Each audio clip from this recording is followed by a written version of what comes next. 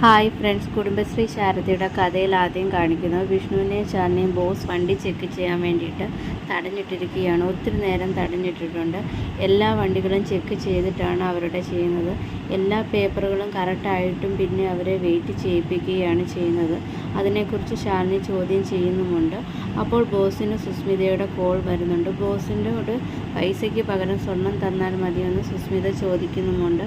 അവർ തമ്മിലുള്ള സംസാരം കേൾക്കാതിരിക്കാൻ വേണ്ടിയിട്ട് ബോസ് വിഷ്ണുവിനെയും ശാലിനിയും പറഞ്ഞു വിടുകയാണ്. എന്നിട്ട് സുസ്മിതയോട് പറയുന്നുണ്ട്, സ്വർണമായാലും മതി, ഞാനത് പൈസയാക്കിക്കൊള്ളാം എന്ന് പറയുകയാണ്.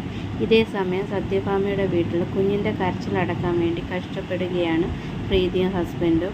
സൗണ്ട് കേട്ടിട്ട് പ്രീതിയുടെ ഹസ്ബൻഡ് അവിടെ വന്ന് നോക്കുന്നുണ്ടെങ്കിലും സുസ്മിതയെ കണ്ടുപിടിക്കുന്നില്ല. ഇതേ സമയം സത്യഭാമ കുഞ്ഞിൻ്റെ കരച്ചിലടക്കാൻ ശ്രമിക്കുകയാണ്. അപ്പോൾ ശാലിനി അങ്ങോട്ട് വരികയാണ്.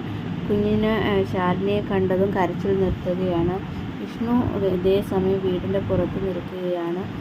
സ്റ്റെപ്പ് കയറി ആരും കാണാതെ ഇറങ്ങി വരികയാണ് സുസ്മിത. അതേസമയം വിഷ്ണുവും പിള്ളയും സംസാരിച്ചു കൊണ്ടിരിക്കുകയാണ്. അപ്പോൾ സുസ്മിതയുടെ ഫോണിലേക്ക് ബോസിൻ്റെ കോൾ വരുന്നുണ്ട്. ബെല്ല് റിങ് ചെയ്യുന്നത് കേട്ടിട്ട് പിള്ള അവിടെ എല്ലാം നോക്കുമ്പോൾ സുസ്മിത വരാന്തയിൽ ഇരിക്കുന്നത് കാണുന്നുണ്ട്. ഒളിഞ്ഞിരിക്കുകയാണ്. കയ്യിലൊരു ബാഗുമുണ്ട്.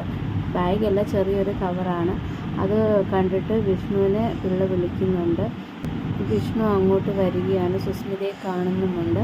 അതോടെ ഇന്നത്തെ കഥ അവസാനിക്കുകയാണ്. കഥ ഇഷ്ടമായെങ്കിൽ ഞങ്ങളുടെ ചാനൽ സബ്സ്ക്രൈബ് ചെയ്യാൻ മറക്കല്ലേ. Thank you.